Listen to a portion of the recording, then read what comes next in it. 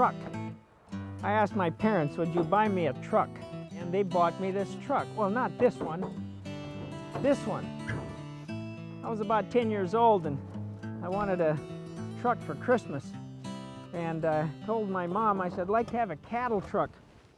And so she talked to my dad and he said, well, he said, they've got these other kind, they're kind of open, a little more freighter type, flatbed sort of. And she said, no, he wants a cattle truck. So they bought me this cattle truck. Man, was I excited when I got this cattle truck. I had little rubber animals. Some of them were part of the household before I came along, but there were horses and there were cows and there were sheep and little piggies. And so I would load them up here. It's even got kind of a little loading chute and nice wooden floor in it.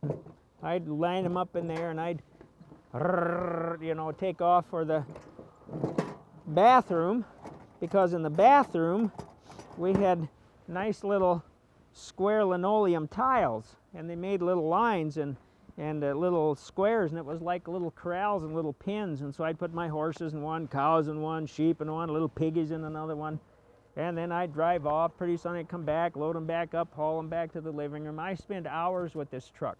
I even put my name on it, just like the big boys.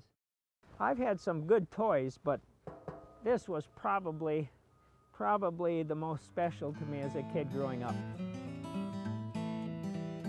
One day, about 25 years later, I began thinking about this truck and wondered what had happened to it. I had a couple nephews that played with it, and but they had grown up as well, and so we went home to the farm one day and I talked to my mom and I said, Mom, what about this truck? You remember that truck? She says, yes. I said, where do you think it is?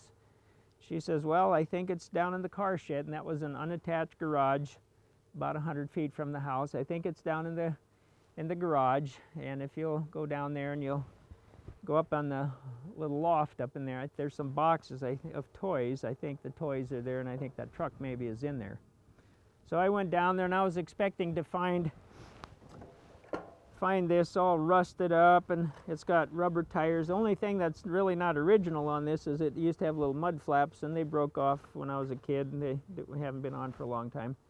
Rubber tires, I figured they'd be all broken off and thing would be rusty, and it has a wooden floor in it, and I figured that would be all rotted out and so on. And I got in that box, started looking at this truck, couldn't believe what I'd found. Here it was in this condition, about the way I'd left it.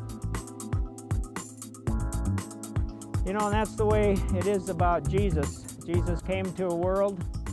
He didn't find it in nice condition. He found it in a condition where it's broken, a lot of pain, a lot of sorrow, a lot of difficulties, a lot of problems.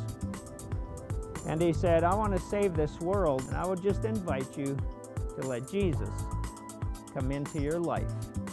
I'm Rod Bieber with Seed Time and Harvest.